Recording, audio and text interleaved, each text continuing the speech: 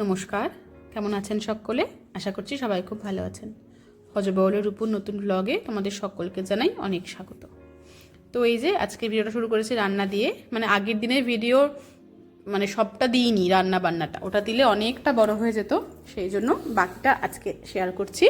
কি কি রান্না বান্না হয়েছিল প্রথমেই দেখতে পারে ছোট আলু, যেটা কোচবিহার থেকে এসেছিল, সেটার তরকারি হবে।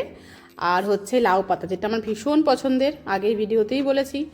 মানে এইবার একদিনও খেতে পারিনি জন্য নিয়ে এসছে লাউ পাতা, সেটা দিয়েই হচ্ছে লাউ পাতার ঝোল, ছোটো আলুর তরকারি। এদিকে হয়েছিল উচ্ছে আর মিষ্টি কুমড়ো ভাজা। আর আজকে মোটামুটি মার হাতেরই খাচ্ছি, কারণ এগুলো মার হাতের স্পেশাল যাকে বলে। নিজে বানালে হয়তো এতটা ভালো করতে পারতাম না, সেই জন্যই মা বললো যে আমি তোকে আজ রান্না করে খাওয়াই। তো সেই মতনই চলছে রান্না। তো চলো পুরো ভিডিওটা দেখতে থাকো। আর মনে হচ্ছে যেন কতদিনের গল্প সব জমে আছে, টুকটাক সব গল্প চলছে। আর চলছে এদিকে রান্না বান্না।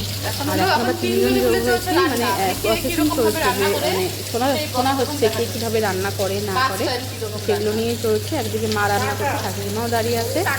মাও করেছিল চাটনিটা মা করেছিল, আর আমি ওই দাঁড়িয়ে দাঁড়িয়ে দেখছি আর টুকটুক করে সব গল্প করে যাচ্ছি।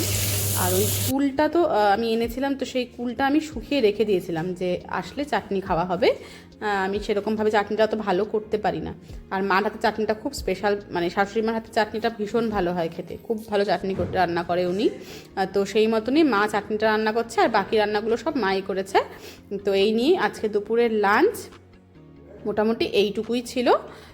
তো চলো এবার খাওয়া দাওয়ার পালা, কারণ সবারই বুঝতেই পারছো আগের দিন বেশ লেট হয়ে গেছে, তো সবারই মোটামুটি খুব ধকল।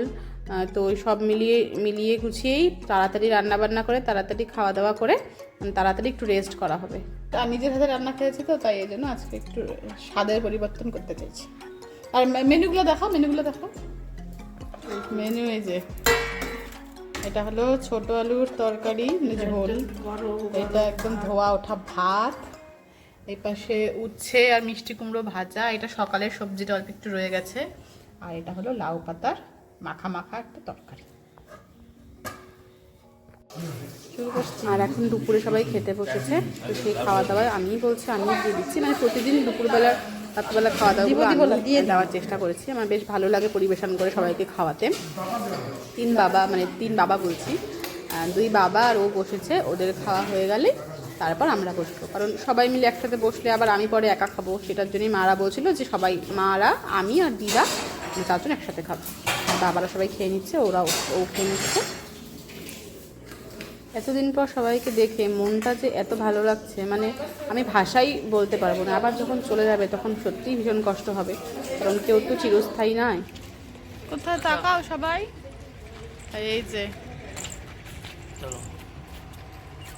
আমরা সবাই এখন বেরোচ্ছি একটু ঘুরতে সফরে, চলো।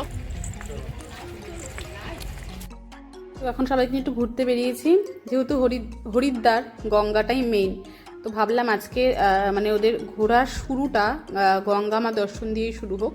তাই প্রথমেই নিয়ে চলে এসেছি এক গঙ্গার ঘাটে। এই ঘাটে আমারও কখনো আসা হয়নি, ওই রাস্তা যাওয়ার পথেই দেখেছি। আজকে ভাবলাম যে ওদের নিয়ে যাই, ও পরে জয়েন করবে আমাদের সাথে। তো সবাইকে নিয়ে এখন বসে আছি, সামনে একটা মন্দিরও ছিল, সেই মন্দির দর্শন করে এখন আমরা সবাই গঙ্গার ঘাটে বসে গঙ্গার হাওয়া খাচ্ছি আর ওই গল্প গুজব করছি। তো এই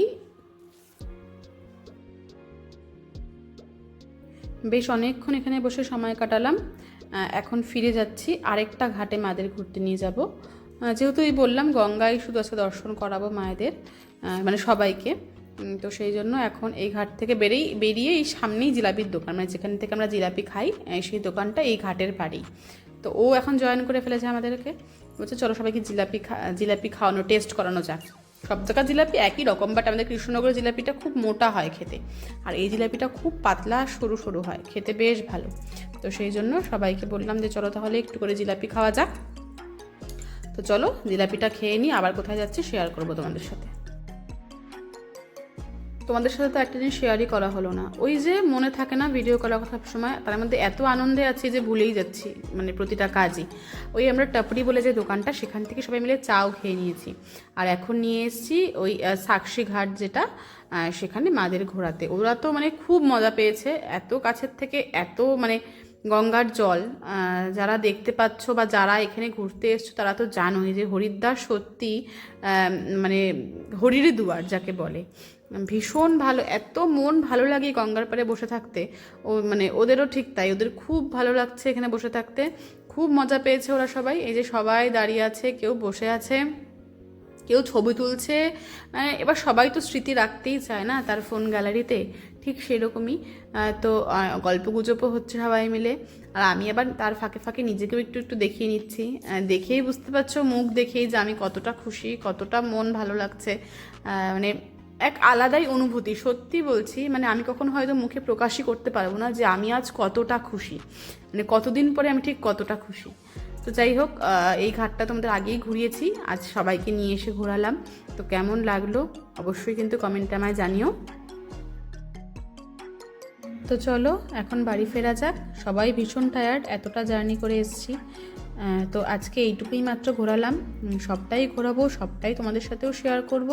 তো কেমন লাগলো ভিডিওটা অবশ্যই কমেন্ট করে জানিও। ভালো লাগলে like, comment, share and subscribe করে দিও। খুব শীঘ্রই দেখা হচ্ছে নেক্সট ব্লগে তোমাদের সাথে। আজকের মতন বাই।